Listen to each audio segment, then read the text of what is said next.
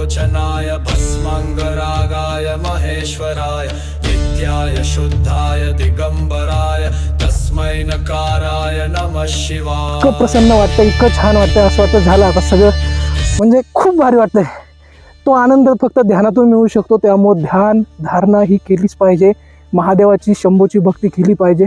कारण शंभू सोडून दुसरं काय ह्या जगामध्ये, हे जे काय तुम्ही बघताय सगळं डोंगर वगैरे दऱ्या खोरे, हे कोणी तयार केलं? हे सगळं कोणी तयार केलं? माणसाने, तुम्ही मी तर तयार केलेलं नाही। मग हे तयार कोणी केलं? तर हे त्या तत्वाने केलं आहे। आणि ते तत्व म्हणजे की ज्याच्या आधी काहीच नव्हतं, ज्याच्या नंतरही काही नाही, ते तत्व की ज्याच्यामध्येच हे सगळं काही घटित होत आहे, त्याच्यापेक्षा जास्त महत्त्वाचं असूच काय शकतं आपल्या आयुष्यामध्ये। आणि ते तत्व म्हणजे शंभू, ते तत्व म्हणजे महादेव।